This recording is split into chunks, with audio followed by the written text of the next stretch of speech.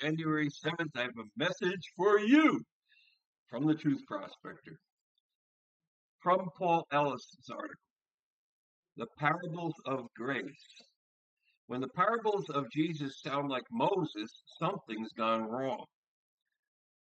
Have you ever noticed how Jesus said his yoke is easy and light, but sermons on his teachings often sound hard and heavy? Something doesn't add up. Take his parables, for example. The parables of Jesus may be the most influential stories ever told. Millions of people know them. Each week, the parables are taught from pulpits in Sunday school classes all over the world. The parables reveal the kingdom, yet they are often hijacked to preach dead works and self-righteousness. Apparently, the parable of the Good Samaritan is about being kind to others, while the parable of the shrewd manager is about giving to the poor. There's nothing wrong with being kind and generous, but Jesus did not come to rehash religious cliches. Some of the parables, some use the parables to portray God as angry and uncaring.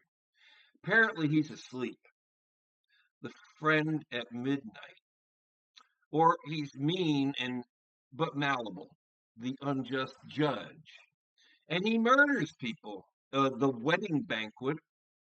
Nope. Jesus was not an old covenant preacher, frightening people with pictures of a scary God.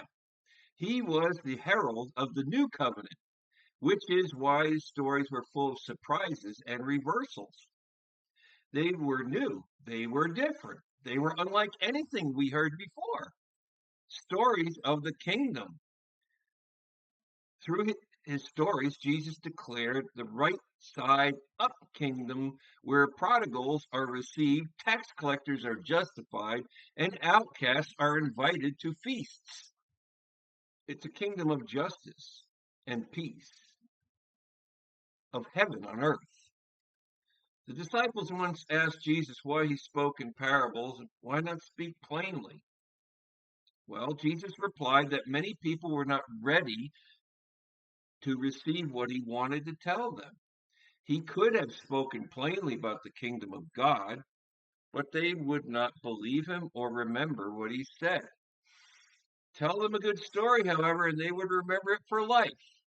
See Matthew 13:10-13. Stories stick.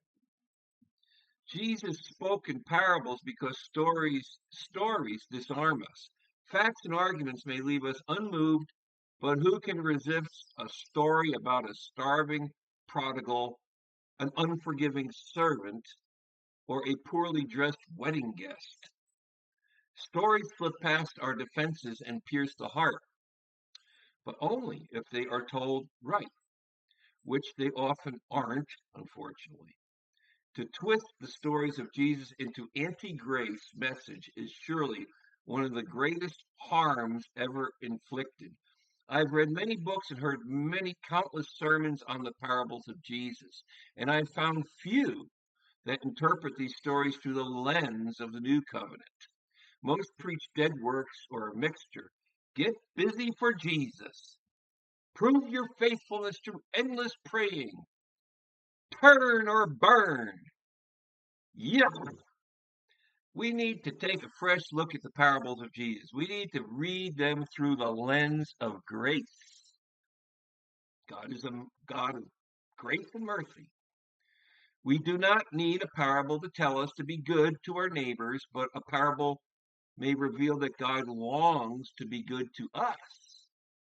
Nor do we need a parable to tell us that God's kingdom is valuable and worth everything you have, but a parable may reveal that you are precious to God and that he will gladly give up everything he has, including his son, to win you. If grace and truth came through Jesus, John 1:17, then his parables must be full of grace and truth. And they are. The parables of Jesus are the most enduring stories ever told because they reveal what we desperately need to hear. They unveil the true nature of God and relentless love and grace he has for all of us.